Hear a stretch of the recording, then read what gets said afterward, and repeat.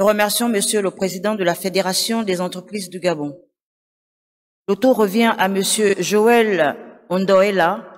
Président de la Confédération syndicale des agents publics, parapublics et privés COSINAP, représentant les confédérations syndicales des travailleurs.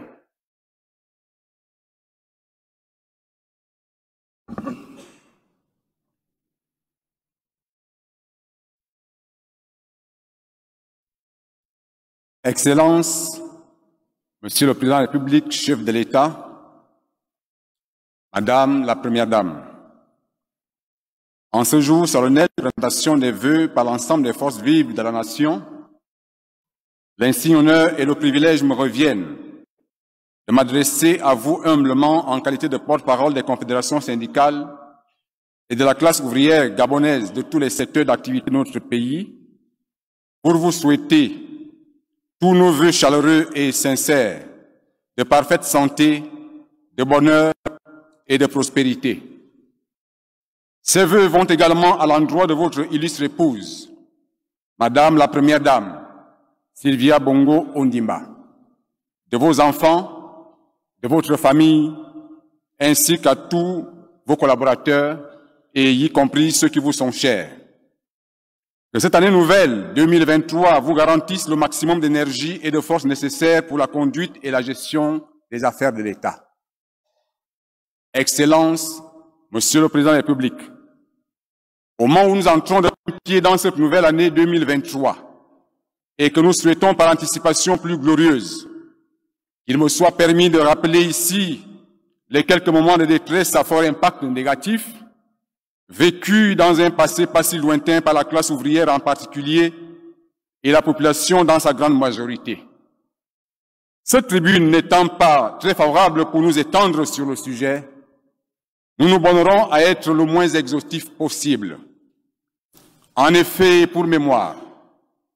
les organisations syndicales des travailleurs du Gabon, il y a un peu plus d'une année, avaient fait le constat amer des ravages issus de la pandémie de la Covid-19 qui a créé au Gabon comme dans le monde entier une véritable catastrophe, endeuillant les familles, précarisant les populations et pénalisant lourdement les travailleurs par des licenciements massifs, la fermeture des entreprises et n'oublierons pas ici la déréglementation du temps de travail. Les services publics, eux, étaient soumis à un fonctionnement au ralenti.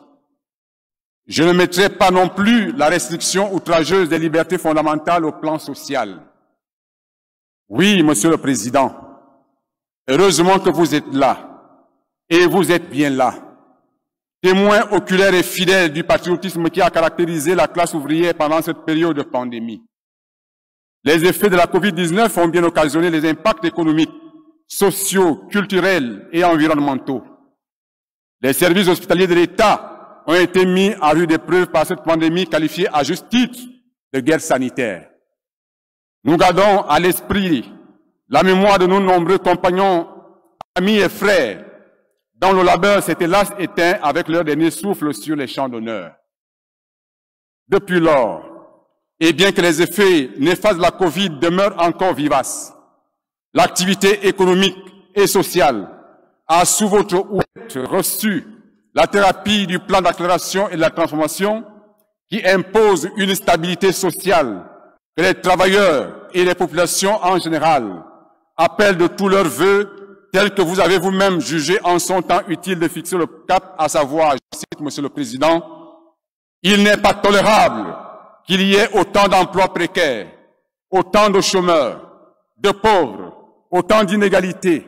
d'exclus, autant de non ou mal logés, de non ou mal formés, autant de non ou mal soignés. » Fin de citation. Monsieur le Président de la République, les travailleuses et travailleurs, dans leur entièreté, estiment qu'il s'agit ici d'un programme exigeant une impérieuse coopération à la fois sincère et durable. J'allais dire, un partenariat gagnant-gagnant entre les principaux acteurs économiques et sociaux, sous-entendu le gouvernement, les employeurs et les travailleurs, misant de fait sur un dialogue social intense, inclusif, permanent et constructif, afin de jeter ensemble les fondements d'une économie de croissance avec notamment la création ou la promotion des entreprises viables et compétitives. Toujours soucieux d'un dialogue social véritablement apaisé et mieux encadré. Les travailleurs, par le truchement des organisations syndicales, revendiquent depuis des lustres la mise en place du Conseil national du dialogue social, tel que consigné à l'article 15 de la Charte nationale du dialogue social, signé le 2 décembre 2011 entre le gouvernement, les confédérations syndicales d'employeurs et de travailleurs, sous votre habile supervision. Sur ce registre, il est à relever que le projet de décret portant création et fonctionnement du Conseil national du dialogue social, ainsi que le projet de décret instituant la Journée nationale du dialogue social, célébrée le 2 décembre de chaque année, ont bel et bien été initiés depuis 2012 et se trouvent, rappelons-nous, depuis lors, sur la table du gouvernement. Fort de ce qui précède, les travailleuses et travailleurs du Gabon croient dur comme fer, au regard des attentes somme toute nombreuses et légitimes. La stabilité sociale constitue un gage de développement économique et de croissance des États. Car le dialogue social permanent mieux encadré reste aujourd'hui la panacée qui donnera lieu à toute forme de négociation, à toute forme de consultation, à toute forme d'échange entre le gouvernement, le patronat et la classe ouvrière. Les résultats obtenus lors de la révision du Code du travail et du Forum de la fonction publique nous confirment que dans le contexte actuel, le dialogue social ne serait pas un choix hasardeux pour notre économie, mais bien plus qu'une impérieuse nécessité pour le bien-être de tous et la stabilité du climat social. Veuillez recevoir, Monsieur le Président, nos différentes gratitudes pour les nombreuses situations administratives qui ont été régularisées, main dans la main entre le gouvernement et les partenaires sociaux. C'est pourquoi, et en considération des défis et enjeux perceptibles à l'horizon de l'année 2023, sans dicter, les travailleurs pensent modestement, Monsieur le Président, que votre très haute attention est plus qu'attendue sur les dossiers relatifs aux avancements pour les carrières des agents publics, au paiement des rappels soldes, à la révision des conventions collectives et d'entreprises,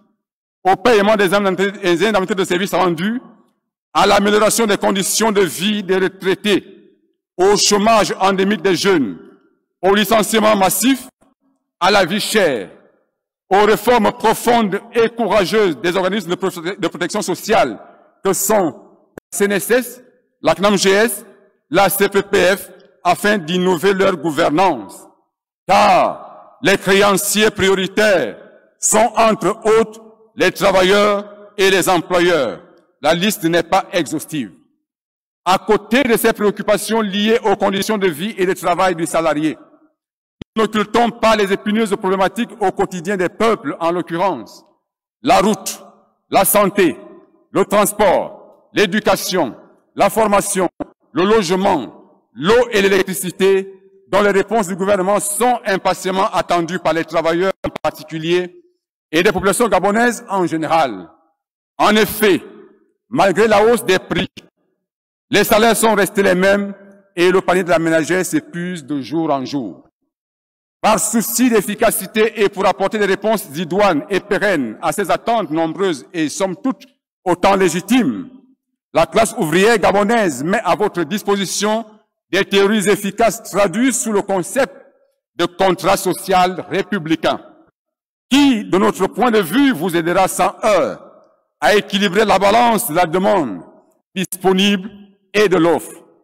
Le contrat social républicain, disais-je, est un pacte de confiance, de franchise, qui cultive les valeurs du travail, de partage et d'équité, de dialogue permanent entre les acteurs économiques afin que le Gabon, notre pays, reste non seulement immortel, mais bien plus digne d'envie. Excellence, Monsieur le Président de la République, vous pouvez compter sur les confédérations syndicales et à la place qui est la leur pour œuvrer dans le sens de la construction du contrat social républicain qui, entre autres, intègre le respect des droits et des libertés humaines. Cette position que nous réaffirmons solennellement à vos côtés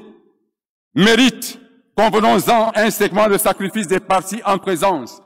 en même temps qu'elle engage chacune d'elles à répondre sur ses droits et devoirs vis-à-vis de l'autre. Sur un tout autre plan, Monsieur le Président de la République, nous avons choisi ce promontoire pour vous présenter nos sincères félicitations pour la bienveillance combien méritée que vous venez d'accorder à nos porte-voix de la culture par des distinctions honorifiques dans les divers ordres nationaux à l'occasion de la célébration de notre fête nationale du 17 août 2022. Nous vous encourageons en tant que bons pères de famille à poursuivre cette vision bienveillante à l'endroit des autres composants de la société, pour ne pas parler des partenaires sociaux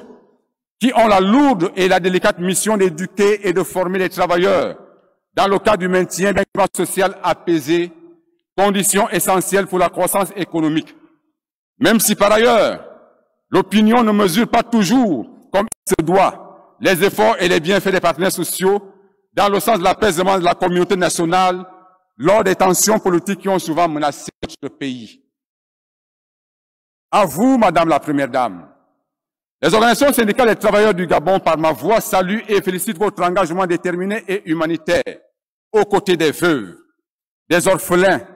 ainsi que dans la lutte contre le VIH-Sida, contre le cancer féminin et masculin,